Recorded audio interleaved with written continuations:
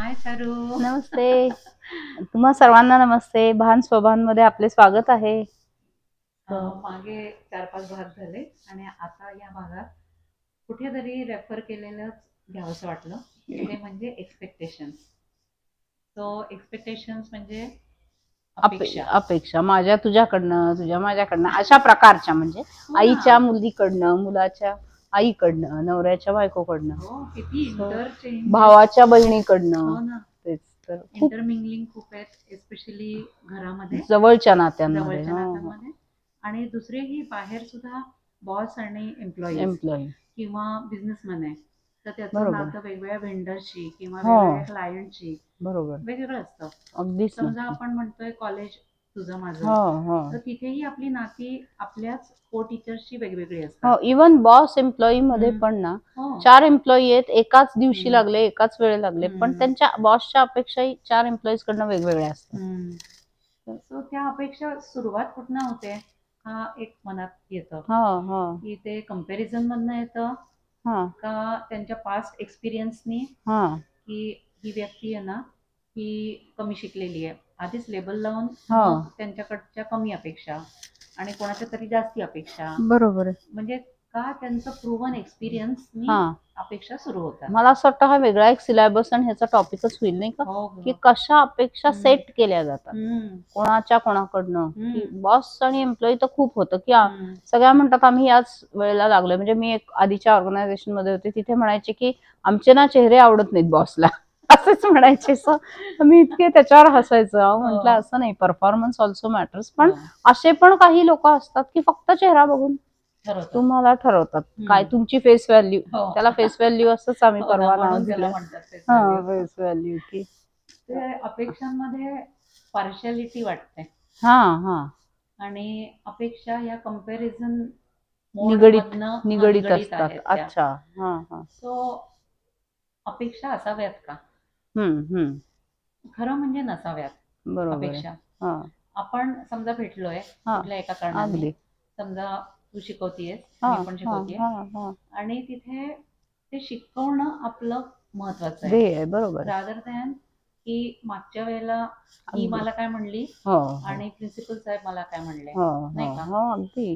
तर हे सगळं अपेक्षांचं ओझच म्हणू नये का, ओझं नसलं तर किती बरं होईल. खूपच. म्हणजे आपल्याला जर आनंदी व्हायचं झालं तर आपल्याला हवंय का हे सगळं? बरोबर. अपेक्षा बरोबर आहे. नसल्या आणि रोज त्यांना आपण नवीन फ्रेश माइंडने भेटलो तर काय होईल? खरंच आहे अगदी. आणि मी म्हंटल ना आता सध्या म्हणजे कित्येक माझ्याकडे अनमॅरिड आहेत, मुलं आहेत, मुली आहेत, पण त्यांच्या अपेक्षांची म्हणजे का लग्न होत नाही म्हणून जेव्हा काउन्सिलिंगला येतात तर अपेक्षांची यादी काढली तर मग मी कागदावर घेऊन 1 2 3 5 4 असं लिहून ना एक 25 एक अपेक्षा आहेत. अरे मग तुझ्याकडून दुसऱ्याच्या पण असतील ना, त्याच्या काही अकाउंट मध्ये नाही ना, घेतलंच नाही जात. तर असं नाही ना होता. म्हणजे आता जर एक मुलगा नवरा बायको म्हणजे होणारे मुलगा मुलगी समजा बोलायला सुरुवात केली, पहिल्यांदा टॉपिक असावा की तुझ्यातले काय गुण आहेत,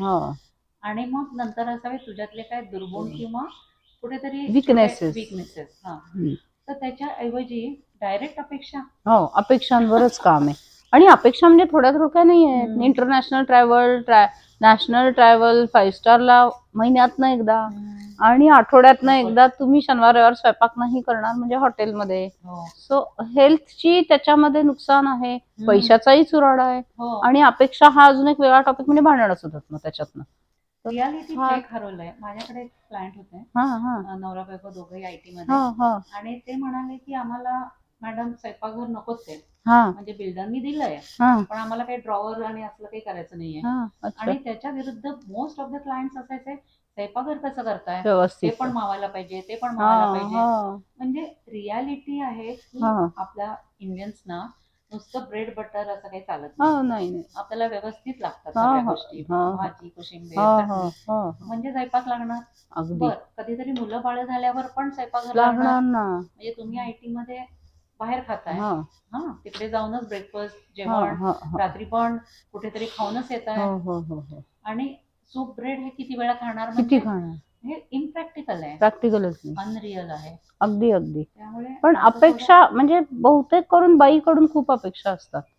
तू घरचंही सांभाळायला पाहिजे, दारचंही सांभाळायला पाहिजे, ऑफिस, तुला प्रमोशनही पाहिजे, इन्क्रीमेंटही पाहिजे मिळायला, किंवा नाती गोती, मुलं, त्यांचे अभ्यास, त्याच्यात सुपर वुमन, पेरेंट टीचर्स हो पेरेंट टीचर मीटिंग. तर सुपर वुमन ही कन्सेप्ट नी बायकांना म्हणजे थकतात, स्ट्रेस येतो त्याला. म्हणजे पूर्वीच्या काळी आपण ऐकायचं नाही की हार्ट अटॅक बायकांना नाही येत, पण आता खूप केसेस अशा पाहिल्या की त्या इतक्या थकून जात आहेत अपेक्षांची ओझी वागवून, कॅन्सर आणि हार्ट. हो हो, म्हणजे दुसरं सुद्धा युटेरसशी रिलेटेड प्रॉब्लेम्स, ब्रेस्ट कॅन्सर होतो. सो ह्या गोष्टी म्हणजे हळूहळू अपेक्षा काउन्सिलिंग न करून त्यातनं बाहेर न पडल्यामुळे वगैरे असं सगळं होतंय. म्हणजे अपेक्षांचं ओझं खरंच कमी करण्याकरता काही पावलं उचलायला हवी, गरज आहे, खरंच गरज. मला वाटतं कागदावरच त्या मांडायला पाहिजे. आणि एक्सपेक्टेशन मॅनेजमेंट असा नवीन टॉपिक आपण बीकॉम, MBA ह्याला म्हणजे अभ्यासक्रमात लागू व्हायला पाहिजे की लाईफ स्किल मॅनेजमेंट मध्ये एक्सपेक्टेशन मॅनेजमेंट कशी करता येईल, त्याच्यावर काय गोल्डन मीन काय साधता येईल, हे नक्की करायला पाहिजे. म्हणजे आता हे न्यू एज्युकेशन पॉलिसी येते, त्याच्यामध्ये ह्या काही HRच्या किंवा सायकोलॉजीशी किंवा इमोशनल इंटेलिजन्सशी बेस्ड असे छोटे कोर्सेस करून, जर मला असं वाटतं खूप गरज आहे तज्ञ व्यक्तींनी निदान कोर रिलेशन मध्ये, नात्यांमधल्या अपेक्षा. हे एक मोठा, मी असंच कोणाशी क्लास घेत होते काउन्सिलिंगचा, तेव्हा असं म्हटलं की आपण इमोशनल इंटेलिजन्स आज का जास्ती महत्वाचं वाटायला लागलंय, तर एक तर पूर्वीपेक्षा सगळ्यांचे इंटेलिजन्सचे अॅक्युमेन वेगवेगळ्या तऱ्हेचे वाढले, प्रगल्भता जरा अजून वाढली आहे. आणि दुसरी गोष्ट, आता आर्टिफिशियल इंटेलिजन्स जेव्हा येतंय तेव्हा ह्या गोष्टी आणि अपेक्षा सुद्धा त्याच्यातल्या, राग, नंतर बाकीची दुःख वगैरे वगैरे, इरिटेशन फॅक्टर्स, हे सगळेच महत्वाचे झाले.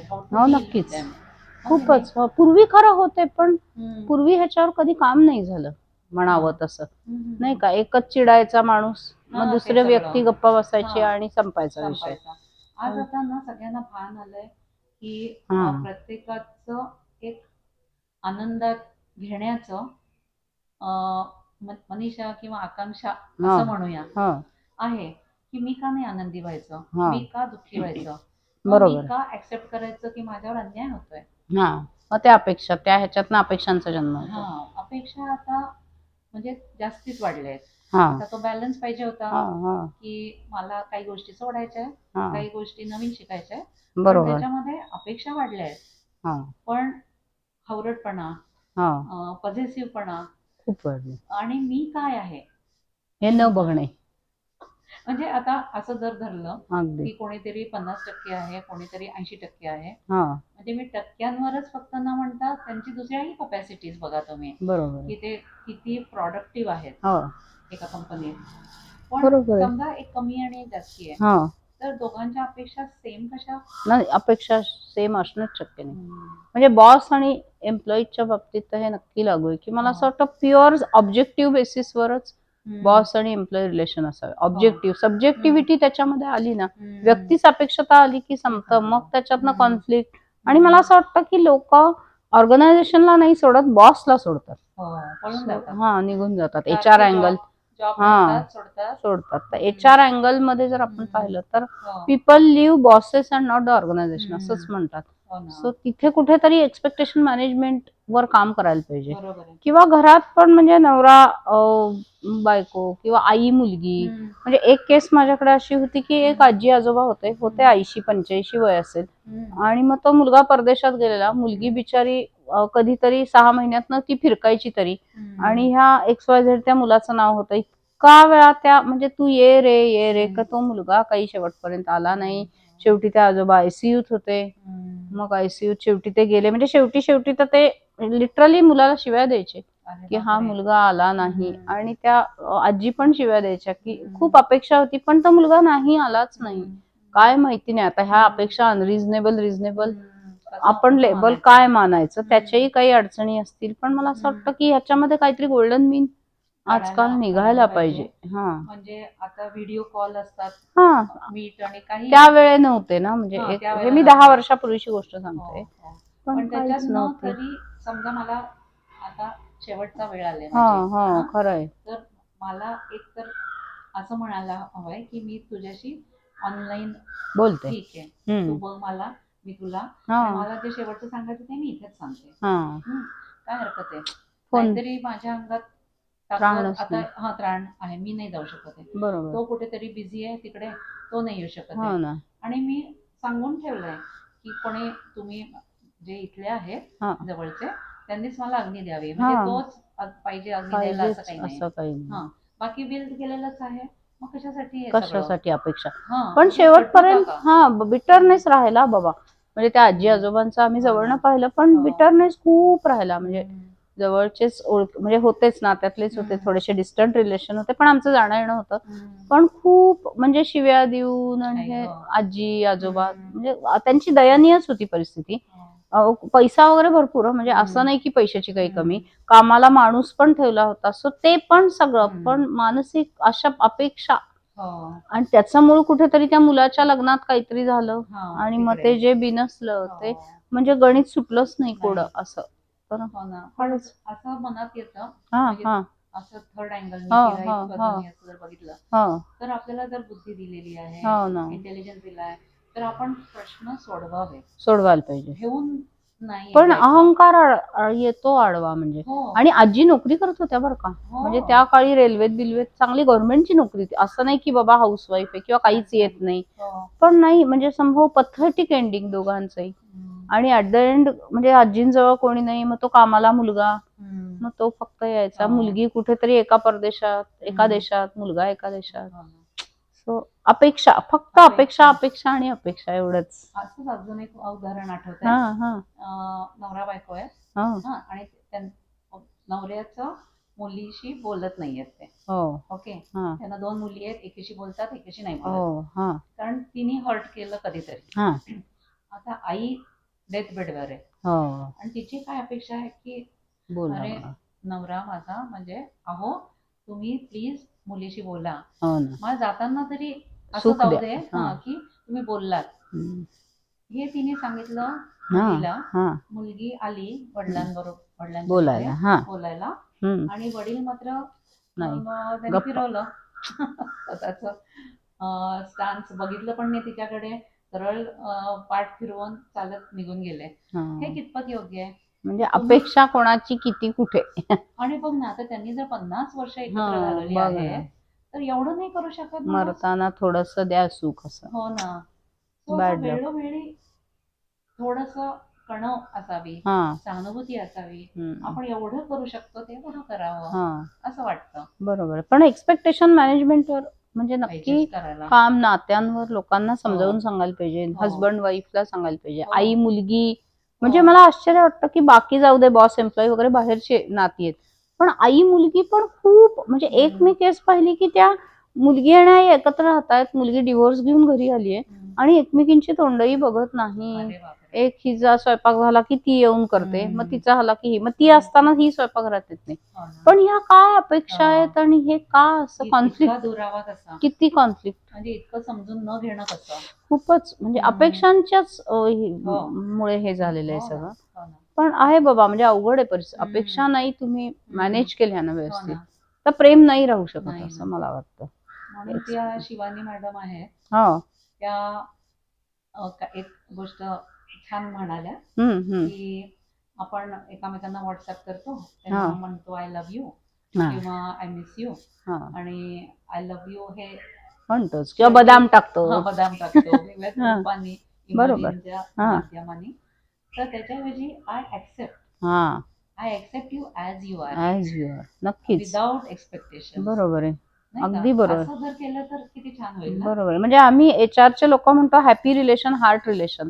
तर त्याच्यामध्ये माणूस हा एक पॅकेज आहे, तर त्याच्यामध्ये चांगलं आहे, वाईट आहे, हे ते, तर फक्त आपण जे नकारात्मक गोष्टी आहेत त्यांचा धिक्कार करावा, गोष्टींचा, माणसाचा नाही. पण तो माणूस अख्खा एक पॅकेज आहे ना, माणूस म्हणजे. सो त्या फक्त वाईट गोष्टींचा आपण नकार देऊन ऍक्सेप्ट नाही कराव्या, पण बाकीचा माणूस आहे ज्याच्यात ज्या चांगल्या पॉझिटिव्हिटी आहेत, त्या अपेक्षा म्हणजे त्या ऍक्सेप्ट करायला काय हरकत आहे, आणि मग अपेक्षा सेट कराव्या.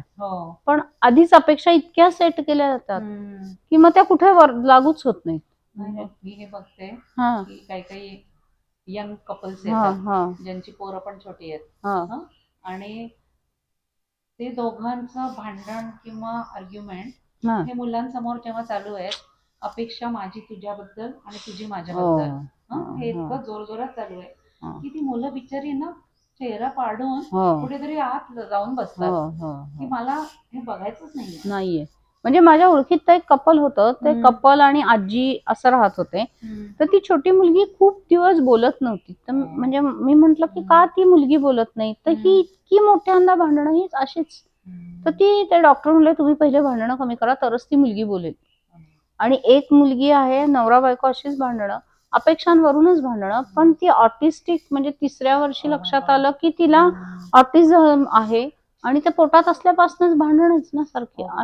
आणि हायर पोझिशनवर नवरा, हायर पोझिशनवर बायको, फार कुठल्या तरी एअरलाइन्स मध्ये कामाला बायको, नवरा कुठेतरी मोठ्या गव्हर्नमेंटच्या ऑर्गनायझेशन मध्ये, पण फक्त भांडणं. टीव्ही मी फोडला, मी हे केलं, ते इतकं टीव्ही फोडण्यापासून भांडणं.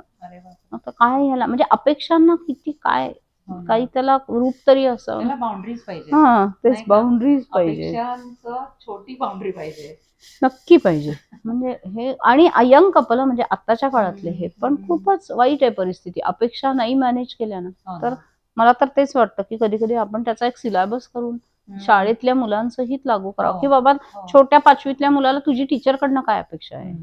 टीचरची आता म्हणजे माझीच मुलगी म्हणायची, आई टीचर म्हणतात की सगळं लिहून आणा, म्हणून ही मुलं रात्र रात्र बसून ते गृहपाठ करायची, काय व्हॉट एव्हर असाइनमेंट, आणि मग दुसऱ्या दिवशी त्या बघायच्याच नाही. मग त्याचा हे असा व्हायचा इफेक्ट की ही मुलं म्हणायची आम्ही कशाला करू, टीचर दिलेलं प्रॉमिस पाळत नाही, मग आम्ही कशाला करू. सो असं पण घडतंय. म्हणजे मुलांच्या पण अपेक्षा आहेत टीचरकडनं की प्रॉमिस केलं तर पाळावं. आमच्या पण होत्या अपेक्षा. म्हणजे आता आपल्या दोघींमध्ये खूप वयाचा फरक आहे, तर ते परत इंग्लिश मीडियम हे जास्ती स्ट्रिक्ट, आणि त्यांच्या अपेक्षा फार वेगळं कल्चर. इतकं परफेक्ट पाहिजे. नंतर बोलताना गुड मॉर्निंग नाही म्हटलं तर शिक्षा. अरे शिक्षा डायरेक्ट. अरे बापरे. जरा उशीर आला स्वतःमुळे नाही, बसमुळे, तरी शिक्षा. त्यामुळे आम्हाला त्यांच्याकडच्या अपेक्षा फार डोईजड वाटायच्या. अंगावर येतात. कधी आम्हाला ते पनिश करतील सांगताच यायचं नाही. अंगावरच येत असतील सगळ्या. बापरे. थोडस तेव्हापासून स्वभावात पण बदल होतो. होतो की आपण मग काय बोलावं, किती बोलावं, का बोलूच नाहीये. बरोबर. म्हणजे बरेच कॉन्व्हेंट मधले मुलं पाहते मी की जे कमी बोलतात, कारण त्यांना एक भीती त्या शिक्षकांची असते. नक्कीच तर नक्कीच. त्या अपेक्षा शिक्षकांनी पण इतक्या हाती ठेवाव्यात का. हा बरोबर आहे. रूल्स बरोबर आहेत, पण त्या पनिशमेंट ओरिएंटेड इतक्या पाहिजेत का. असू नये. तर आज आता अलाउडच नाहीये. आणि अपेक्षा आता बरेच टीचर्स नाही ठेवत एवढे. हो खरं आहे. म्हणून तो बदल दिसतो आपल्याला. बरोबर आहे. पण एखादा पेरेंट त्यांच्या मुलांकडनं मात्र भरपूर अपेक्षा करतात. हो बरोबर आहे. आणि स्वतःच्या अम्बिशन्स त्यांच्यावर लागतात. ते कितपत योग्य आहे. ते खूप खूप मुलं म्हणजे दबूनच जातात त्याच्यामध्ये. कित्येकांना म्हणजे डॉक्टर व्हायचं असतं किंवा अजून दुसरं काही फोटोग्राफर किंवा काही कला वगैरे जोपासायची असते, ती नाही होत बरं का. म्हणजे त्याच्यामध्ये मुलं कोमेजूनच जातात. आई वडिलांना हे बनायचं होतं. म्हणजे माझ्याकडे कित्येक आता पण केसेस आल्या की हे बनायचं होतं नाही जमलं, असं. नाही ना, ते बॅड लक. अपेक्षा किती अपेक्षा जास्त आहेत. आपण त्याच्यावर म्हणजे नक्कीच एक सिलेबस बनवू किंवा विचार करू या गोष्टींवर, आणि नक्की अजून काय प्रगल्भता आणता येईल ह्याच्यात, ज्याने भांडण टळतील, हा विचार करू. चालेल. थँक्यू. तुमच्या कॉमेंट्स कळवा. आणि वाट बघतो तुमच्या कॉमेंट्सची, आणि आपण आणखीन डायलॉग करू शकलो तर बरं होईल. आपण पुढचा विषय पण असंच काहीतरी छान इंटरेस्टिंग घेऊन तुम्हाला भेटायला परत येतोय. तर भान्स बाबांतर्फे आम्हा दोघींकडनं आभारी आहे. थँक्यू.